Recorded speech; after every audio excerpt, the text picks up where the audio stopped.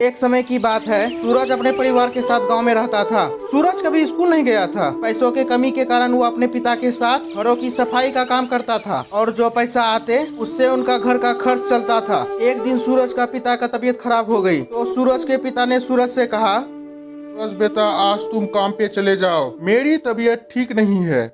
जी पिताजी, आप चिंता ना करें, आप आराम करें, मैं आज काम पर अकेले ही चला जाता हूँ। इतना बोलकर सूरज काम पर चला जाता है। उस दिन पहली तारीख होती है, इसलिए जहाँ सूरज काम करता है वहाँ उसे काम के पैसे भी मिलने वाले होते हैं। काम के बाद वह अपने मालिक से पैसे लेता है। के बाद घर वापस आ जाते हैं और आने के बाद पिताजी पूछते हैं, इससे मिल गए?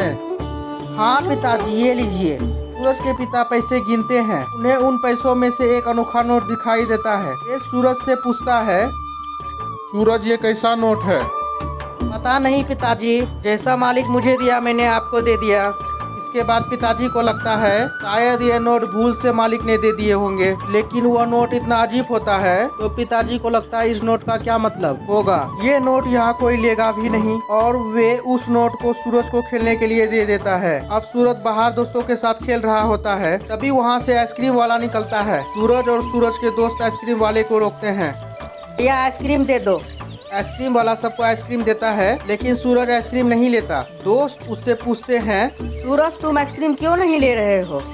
मेरे पास पैसे नहीं है।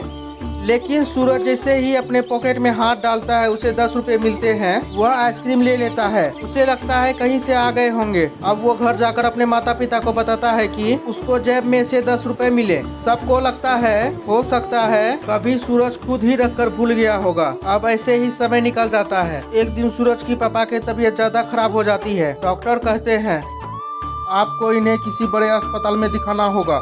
सूरज और माँ दोनों ही परेशान हो जाते हैं। इसके इलाज के पैसे कहाँ से आएंगे। अब माँ और सूरज पिताजी को घर वापस लेके आ जाते हैं और वे जैसे ही अलमारी खोलते हैं उन्हें उसमें पैसे मिल जाते हैं। वे लोग तुरंत ही पिताजी को लेकर बड़े अस्पताल चले जाते हैं और धीरे धीरे पिताजी ठीक होने लगते हैं और कुछ दिन में पिताजी बिल्कुल ठीक हो जाते हैं। बाद में वे अपनी पत्नी को पूछते हैं, तुम्हारे पास मेरे इलाज के पैसे कहाँ से आए? हमें तो पैसे अलमारी में मिले थे। मैं लगा आपने संभाल कर किसी काम के लिए रखे होंगे। नहीं, मैंने तो नहीं रखे। अब सब परेशान हो जाते हैं कि ये सब क्या हो रहा है। अब सूरज के पिता फिर पुराने मालिक के यहाँ फिर से काम करने जाते हैं तो मालिक पूछता है, मैंने जो महीने के पैसे दिए थे उनमें कोई नोट मिला था क्या? हाँ मालिक, क्या हुआ? दरअसल वह एक जादुई नोट है। मुझे लगा वो किसी गलत हाथों में ना पड़ जाए।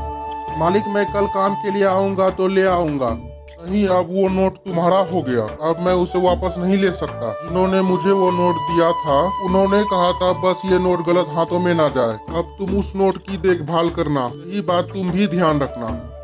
अब पिताजी को समझ आ जाता है कि घर में पैसे उस नोट के वजह से आ रहे थे। अब पिताजी उस नोट को संभाल कर रख देते हैं और जरूरत के समय ही उसका उपयोग करते हैं।